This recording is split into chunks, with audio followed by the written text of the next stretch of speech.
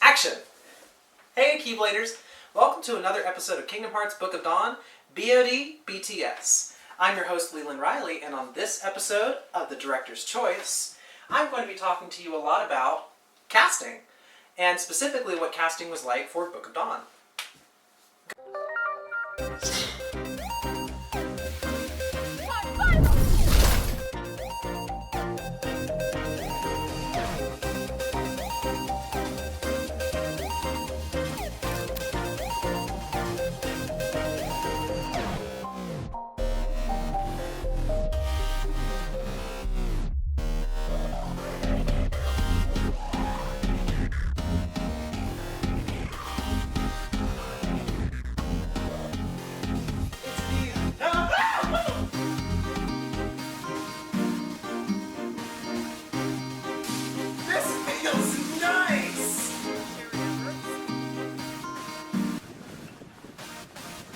It's a selfie stick! Oh! We're cool! Where's my Instagram? Going into this project, I knew it was going to be big. My previous project, we had like 3 actors that played all the roles. I still kind of do that with me because I can't help myself, but on the overall, this show, massive. There's a lot of different roles, a lot of different characters, and I knew I was going to have to pull from people I didn't have. So, I had to start casting. I had to start reaching out, putting out audition forms, and getting things together. Now, I have a wonderful script that was written by a lot of very dear friends of mine. I got to help on writing some of it, but most of it was written by Kaleo Yi and Matthew Lohr. Now, those two are absolutely phenomenal. They also play characters in our show. Kaleo Yi playing Envy, and Matthew Lohr playing Lushu. Speaking of casting, I have quite the funny story.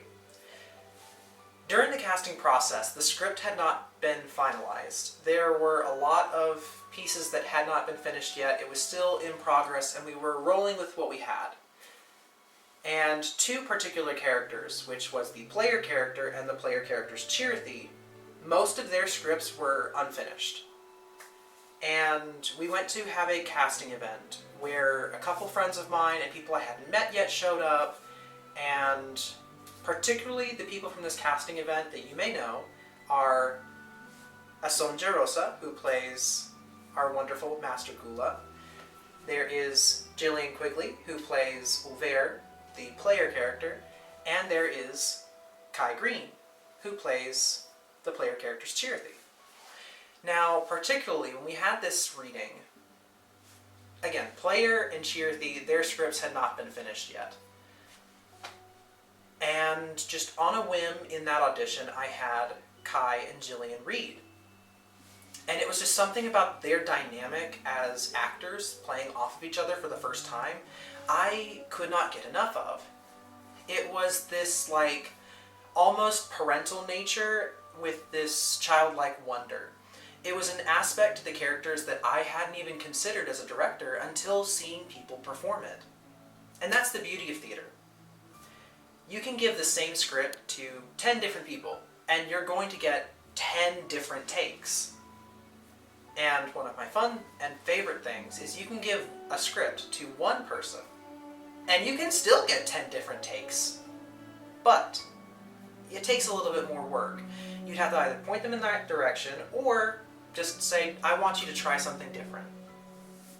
The cool thing about an audition is you can go into an audition and you can have people read, and it can inform the rest of what the project is. You can go into it with a vision that you have as the director already in your mind, which I did for most of the characters. But in terms of player and player's cheer-thee, I didn't know what I wanted to do yet. Until I saw that table read. That audition changed what I thought about player. And ultimately, you can see that those 2 got cast. But what you can't see is every single script was edited. Everything I had written for those characters completely changed. So I wonder, if I hadn't cast Jillian and Kai, Player and Cheerthy even look like now? What would the entire show look like? They are the core protagonists of the story. It just goes to show, casting can really change everything. Thank you for coming along with me on this journey today. And I hope you stay tuned for more wonderful stories to come.